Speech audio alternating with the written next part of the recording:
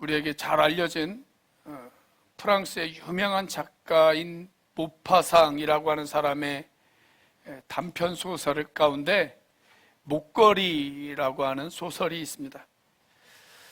이 소설의 주인공은 마틸드라고 하는 여인입니다. 그녀는 아름다운 외모를 가지고 태어났습니다.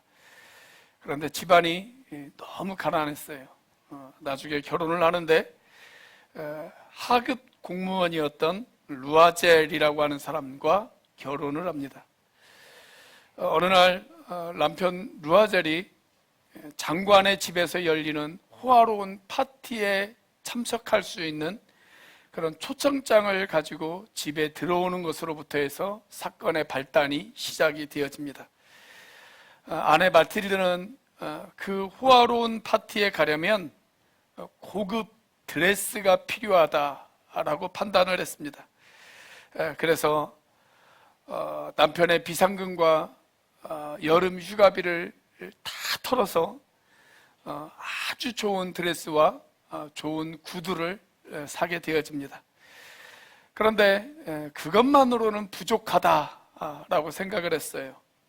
예쁜 드레스와 자기의 아름다운 외모에 걸맞는 멋진 목걸이가 있지 않으면 그 파티에 참석하는 것은 매우 곤란하다라고 판단을 한 것입니다. 그래서 그녀는 자기 부자 친구에게 연락을 해서 아주 아름다운 눈부신 다이아몬드 목걸이를 빌리게 되어집니다. 그리고 그 파티에 참석을 해서 자신의 아름다운 모습을 한껏 뽐내기 시작을 하고 이 파티에 참석해서 정신없이 춤을 추고 새벽 4시까지 그 파티를 즐기다가 저녁 늦게 새벽이 돼서야 자기 집에 귀가를 합니다. 다음날 아침에 늦게 일어난 후에 그녀는 그제서야 자기가 친구에게 빌린 목걸이를 잃어버렸다라고 하는 사실을 깨닫습니다. 그래서 하는 수 없이 이 부부는 자신의 전 재산을 털어서 그 목걸이와 비슷한 다른 목걸이를 구입해서 친구에게 돌려줍니다. 그리고 그 일로 인해서 거의 10년 이상 이 부부는 경제적으로 매우 고난을 겪는 그런 시간을 보냅니다. 세월이 많이 흐른 뒤에 이제는 노쇠해서 하얗게 백발이 서린 이 여인이 아주 오랜 전에 자기에게 목걸이를 빌려주었던 그 친구를 만나게 되어져요. 그래서 이런저런 이야기를 하다가 사실은 예전에 너가 빌려준 그 목걸이로 인해서 내가 이런 큰 고생을 했노라고 그렇게 이야기를 합니다. 그때 뜻밖에도 이 친구는 매우 충격적인 이야기를 전해줍니다. 사실은 그때 빌려준 그 목걸이가 가짜였다는 것입니다. 그러니까 이 여인이 10년을 넘는 시간 동안 고생을 한 그 고생이 가짜 목걸이 때문에 한 고생이었다라고 하는 것이죠. 최근 기술이 발달하면서 AI가 만든 가짜 동영상, AI가 만든 가짜 뉴스, 가짜 사진들이 많이 떠돌아다니고 있습니다. 그러다 보니까 이제는 무엇이 진짜이고 무엇이 가짜인지 구분하기가 매우 곤란한 그런 세상에 우리가 살아가고 있는 것 같습니다.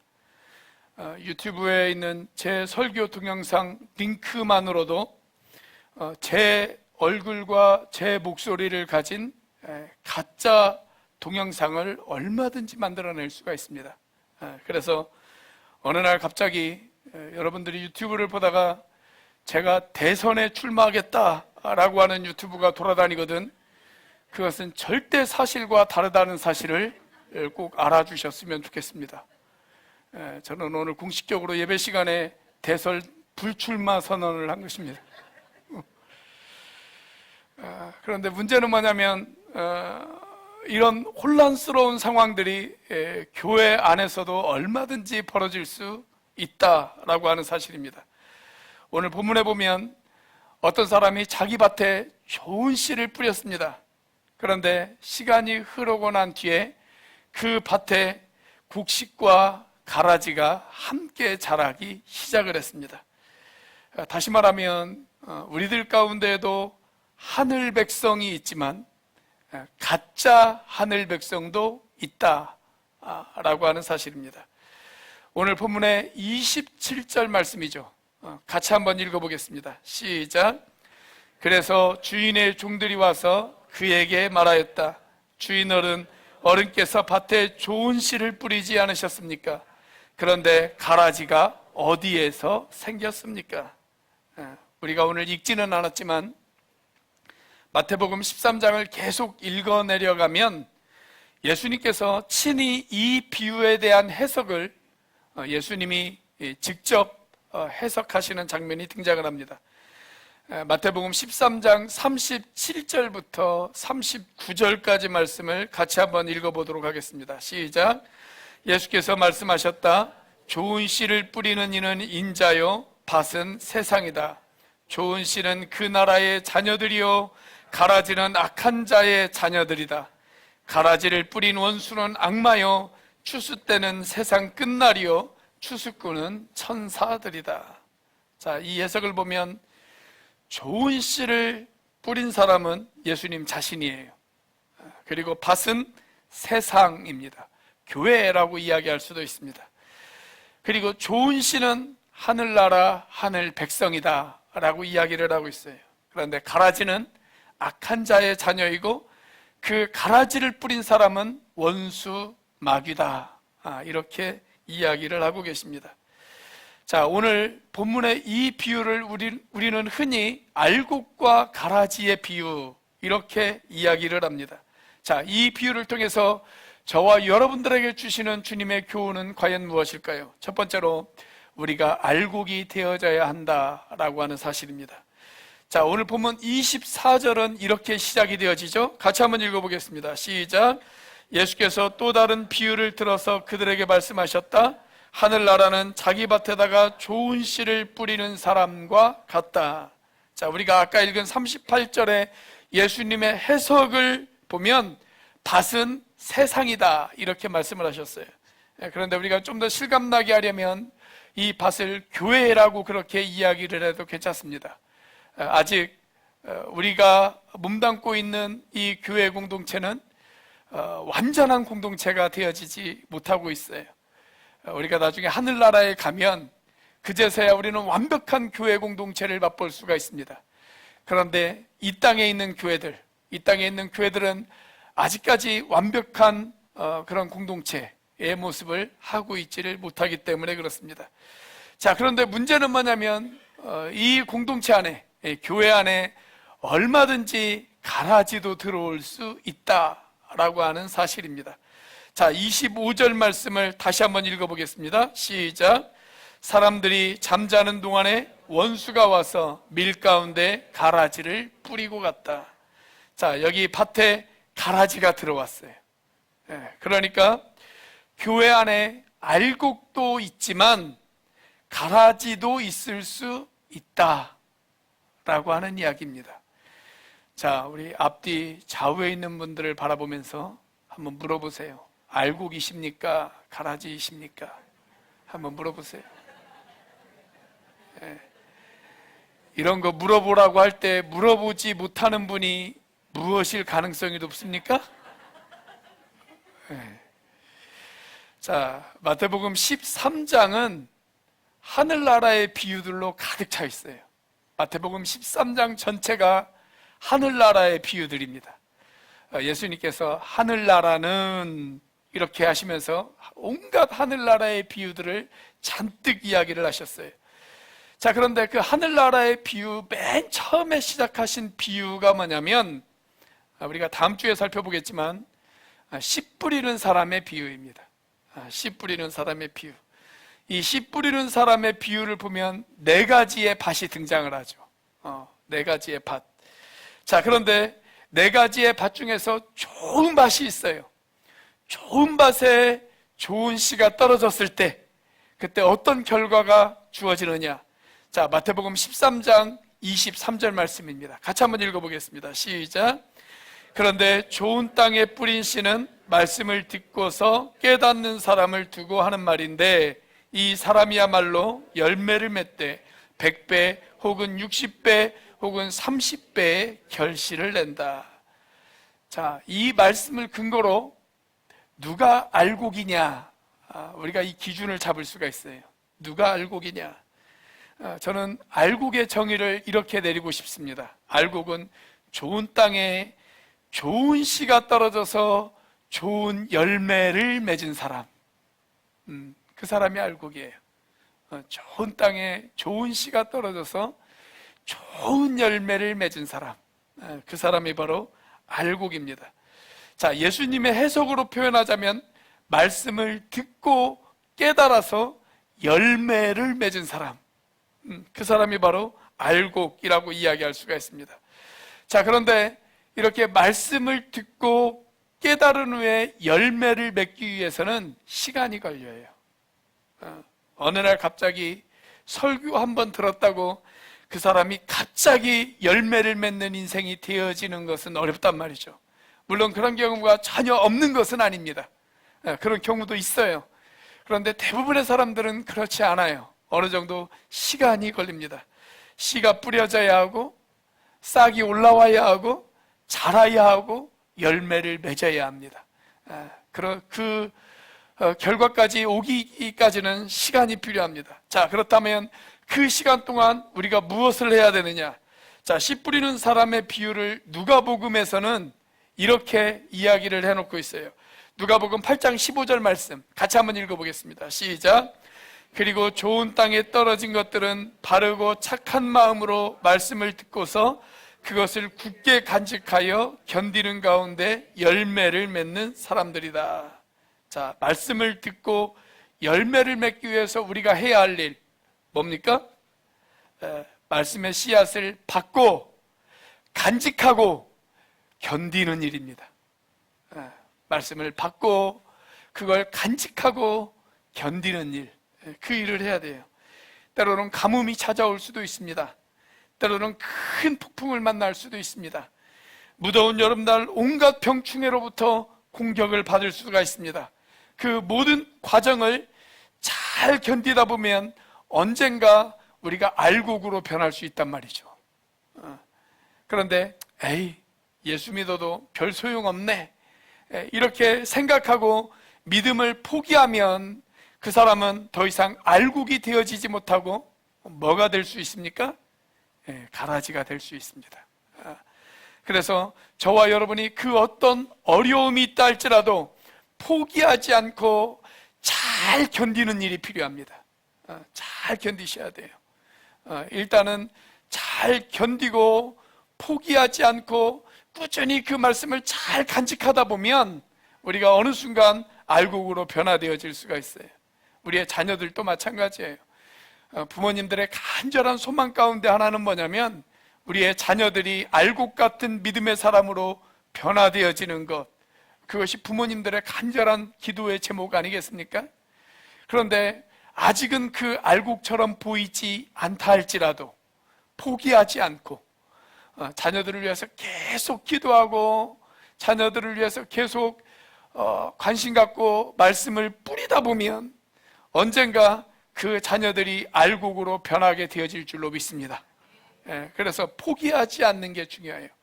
잘 간직하고 견디는 것, 그것이 저와 여러분들이 해야 할 첫 번째 과제입니다.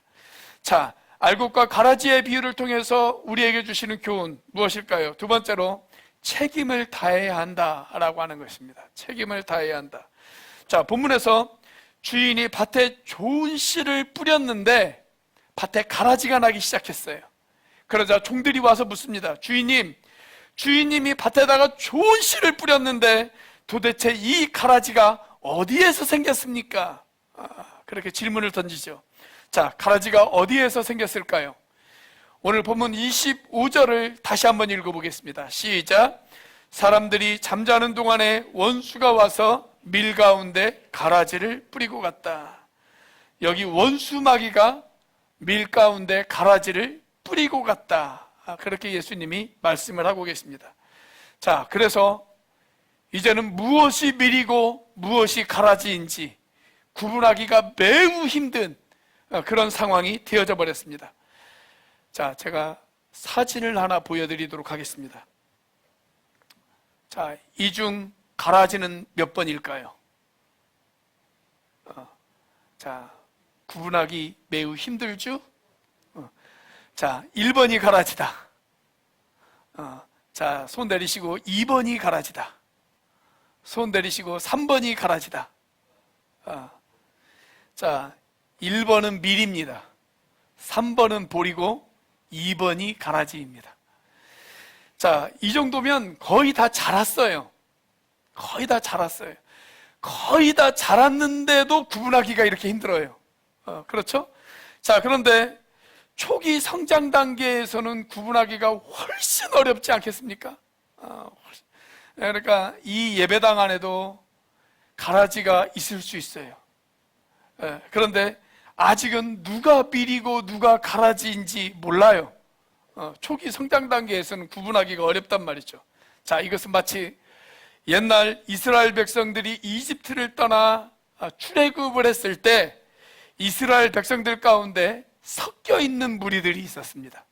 섞여 있는 무리들이 같이 출애굽을 했어요. 이스라엘 민족만 출애굽을 한 게 아니에요. 그때 이스라엘 민족을 따라서 같이 출애굽을 했던 섞여 있는 무리들이 있었어요.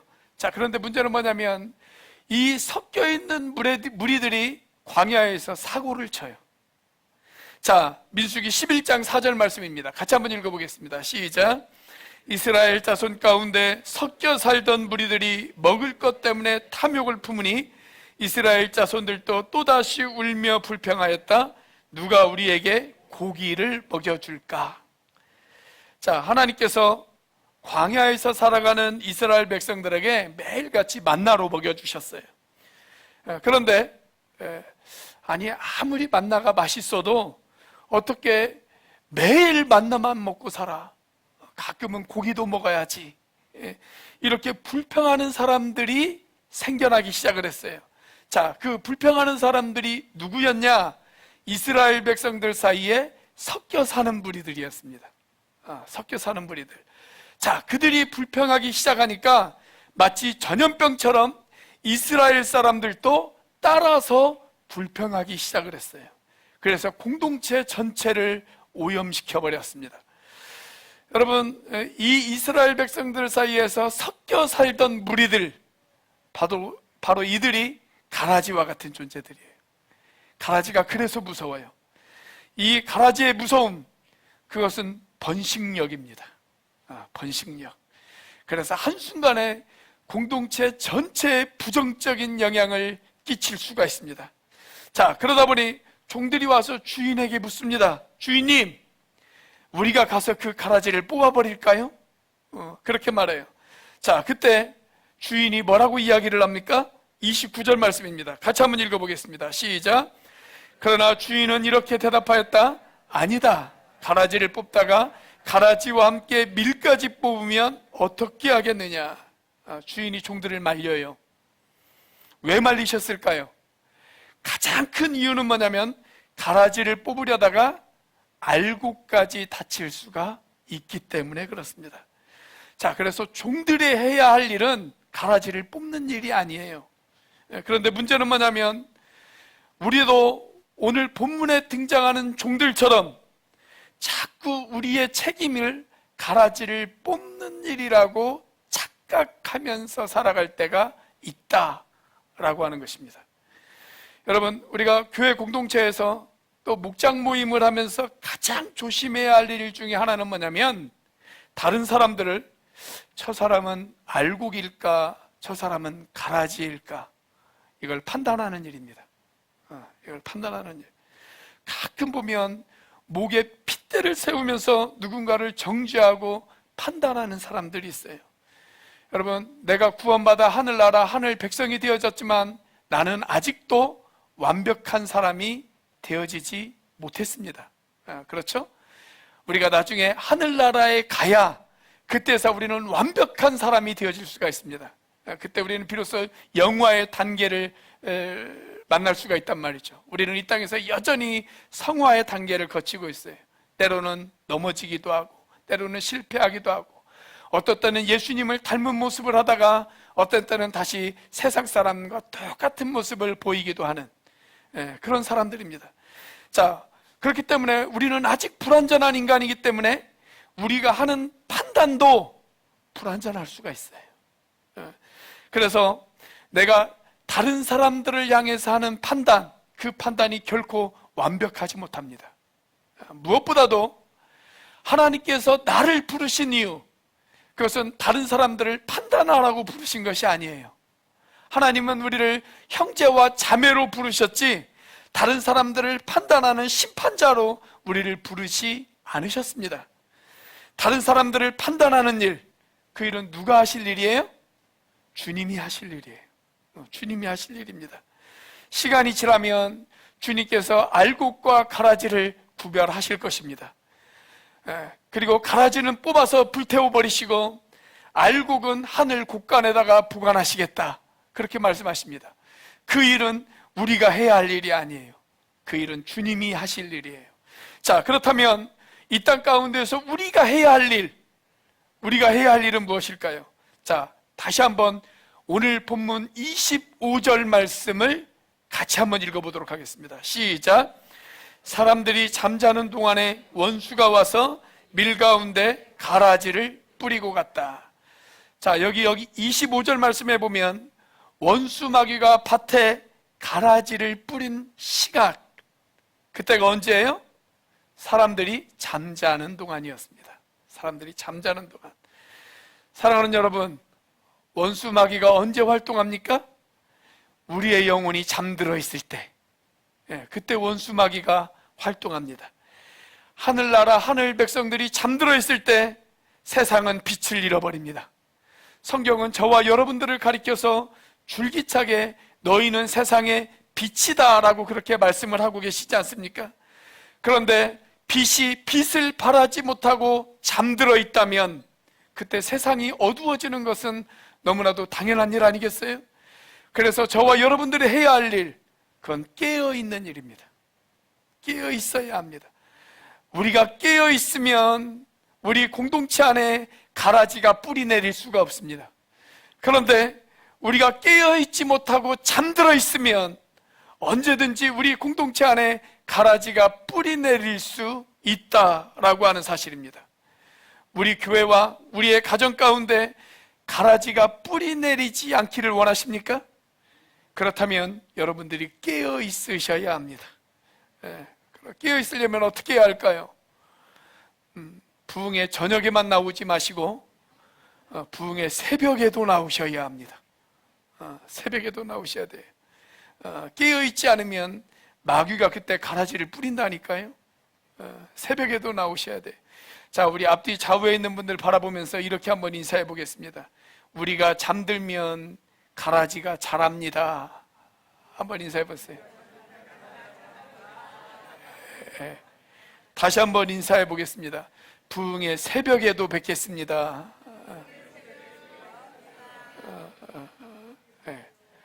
여러분들이 다 깨어있는 여러분들이 되시길 주님의 이름으로 축복합니다. 자, 알곡과 가라지의 비유를 통해서 우리에게 주시는 교훈 무엇일까요? 세 번째로, 끝까지 노력해야 한다라고 하는 것입니다. 끝까지 노력해야 한다. 자, 그러면 우리가 깨어있는 것만으로 우리의 책임을 다할까요? 그렇지 않아요. 깨어있으면서 우리가 해야 할 일이 있어요. 그게 뭐냐면 30절 말씀입니다. 자, 같이 한번 읽어보겠습니다. 시작. 추수 때까지 둘 다 함께 자라도록 내버려 두어라. 추수할 때 내가 추수꾼에게 먼저 가라지를 뽑아 단으로 묶어서 불태워버리고 밀은 내 곳간에 거두어 드리라고 하겠다. 여기 등장하는 추수 때는 심판의 때를 말합니다. 마지막 심판의 때가 되어지면 주님께서 가라지는 뽑아서 불태워버릴 것이다 라고 말씀하십니다. 그리고 알곡으로 묘사되는 하늘 백성은 하늘나라 하늘 곳간에 거두어 들이시겠다 라고 이야기를 하십니다. 그때까지는 가라지와 알곡이 함께 자라도록 내버려 두라는 것입니다. 내버려 두라. 자, 그런데 여기에서 내버려 두라 라고 하는 이 말이 우리가 아무 일도 하지 않고 구경만 하고 있으라 이런 이야기는 아닙니다. 여기서 내버려 두라라고 하는 말은 함께 우리가 뭐가 알곡이고 무엇이 가라지인지 모르잖아요. 그러니까 계속 자라게 하는 일은 우리가 해야 된다는 얘기예요. 계속 자라게 하는 일, 그 일을 우리가 해야 돼요. 우리가 알곡이라고 확신하는 사람이 어쩌면 가라지일 수도 있어요. 그런데 반대로 우리가 가라지라고 손가락질한 사람이 어쩌면 알곡일 수도 있습니다. 그리고 아주 놀라운 사실, 그건 뭐냐면 가라지도 회개하면 알곡으로 변할 수도 있습니다. 자, 그래서 추수 때까지 우리가 열심히 해야 할 일은 뭐냐면, 우리는 뭐가 알곡이고 뭐가 가라지인지 몰라요. 그리고 가라지도 알곡이 되어질 수 있어요. 물이 변해서 포도주가 되어졌듯 가라지도 변해서 알곡이 되어질 수가 있습니다. 그래서 우리가 계속적으로 해야 할 일, 계속 물을 주고 비료를 주면서 자라게 하는 일, 그 일은 우리가 계속 하셔야 돼요. 마치 우리가 아까 불렀던 찬송가 496장의 가사처럼 말입니다. 새벽부터 우리 사랑함으로써 저녁까지 씨를 뿌려봅시다. 열매 차차이고 곡식 거둘 때에 기쁨으로 단을 거두리로다. 비가 오는 것과 바람 부는 것을 겁을 내지 말고 뿌려봅시다. 일을 맞춰놓고 곡식 거둘 때에 기쁨으로 단을 거두리로다. 씨를 뿌릴 때에 나지 아니할까 염려하며 심히 애탈지라도 나중 예수께서 칭찬하시리니 기쁨으로 단을 거두리로다. 저는 오늘 설교의 화두를 모파상이 쓴 단편소설 목걸이라고 하는 이야기로 시작을 했습니다. 그런데 또 하나의 목걸이 이야기를 여러분들에게 소개해 드리도록 하겠습니다. 미국의 대통령이었던 조지 부시 시니어, 여러분들이 아마 잘 아실 거예요. 시니어라고 제가 굳이 뒤에다 이름 붙인 이유는 뭐냐면, 아버지도 대통령이었고 아들도 대통령이었잖아요. 아버지 조지 부시도 대통령이었고 아들 조지 부시도 대통령이었어요. 자, 그런데 아버지 조지 부시 대통령의 아내가 누구였냐면 바바라 부시였습니다.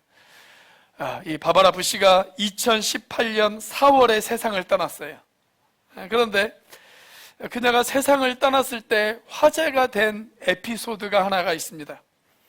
이 바바라 부시가 평생 목에 걸고 다녔던 진주 목걸이가 있어요. 진주 목걸이. 그런데 그녀가 죽었을 때 이 진주 목걸이가 가짜였다 라고 하는 뉴스가 화제가 되어진 적이 있습니다.